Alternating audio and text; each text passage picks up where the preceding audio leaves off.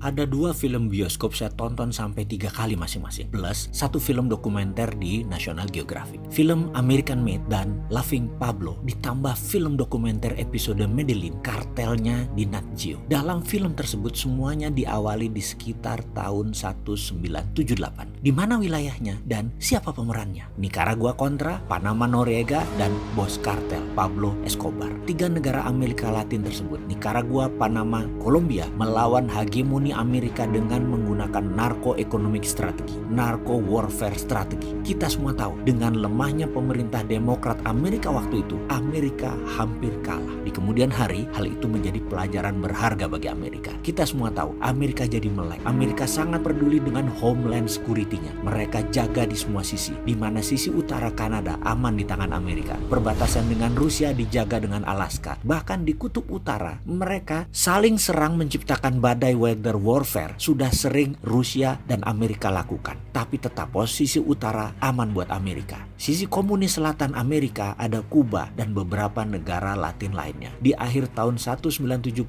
dan di awal 1980-an hampir lepas kendali. Bahkan hampir mengendalikan Amerika. Dan Amerika perangi semua itu dengan serius. Ada kartel narkoba, ada komunis yang merambah Amerika Selatan. Dan bagi Amerika itu adalah homeland bagian selatan yang belum Amerika kendalikan. Ini berbahaya, harus diklingsing demi national security Amerika. Sisi laut Pasifik, bumper Amerika ada Hawaii. Di sisi Atlantik, bumper Amerika ada Inggris. Di sisi selatan Amerika, Amerika Latin di tahun tersebut gawat. Di tahun 1978, presidennya Amerika adalah Jimmy Carter, seorang petani kacang, sangat santun, baik, ramah, dan dicintai rakyat. Sangat populer, orangnya sangat sederhana. Selepas perang Vietnam dan penguasaan petrodolar di Timur Tengah yang dikuasai oleh Henry Kissinger dan tim, Amerika harusnya bisa meroket naik ekonominya dalam segala hal karena semua di tangan Amerika. Namun ada yang aneh, ekonomi Amerika merosot turun tajam. Dolar dalam 5 tahun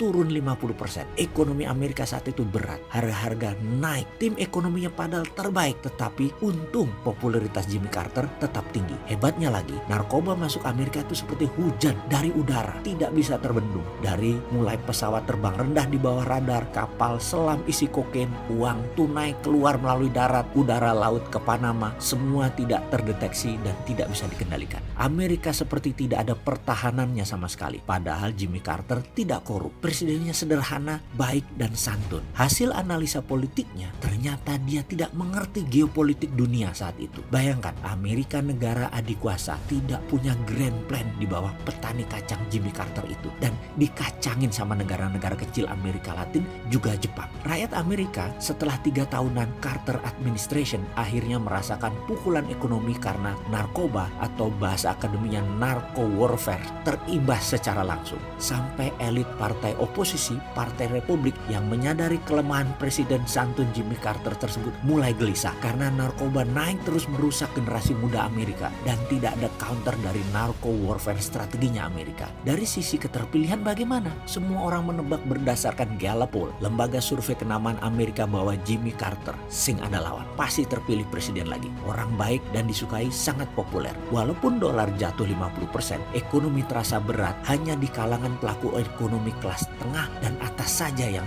merasakan. Di komunitas bawah bagaimana? Program Partai Demokrat kuat sekali mensubsidi rakyat Amerika dengan asuransi kesehatan dan pendidikan kala itu. Kemudian Partai Republik akhirnya mencalonkan vote getter, seorang yang populer juga, yaitu Gubernur California 2 periode, Ronald Reagan, dan dipasangkan dengan pengusaha minyak kaya raya George W. Bush. Bush adalah orangnya Wall Street. Ekonomi Amerika yang terpengaruh dengan narkoba Kolombia akan melawan. Jika Ronald Reagan menang, Amerika akan menggunakan direct offensive menyerang Amerika Latin. Partai Republik adalah partai koboi, hobinya perang. Demokrat hobinya ngurusi pemerintahannya, kalau Republik ngurusi swasta dan pebisnis. Menumpas dan mengendalikan komunis serta narkoba Amerika Latin menjadi agenda Wall Street mensponsori Reagan. Selanjutnya, semua pasti tahu apa yang terjadi. Reagan menang, lalu menumpas sosialis komunis dan menumpas narkoba Amerika Latin. Kemudian ekonomi Amerika naik. Oke, sudah ya, mikirnya jangan dibawa-bawa ke Indonesia. Ini hanya pelajaran sejarah.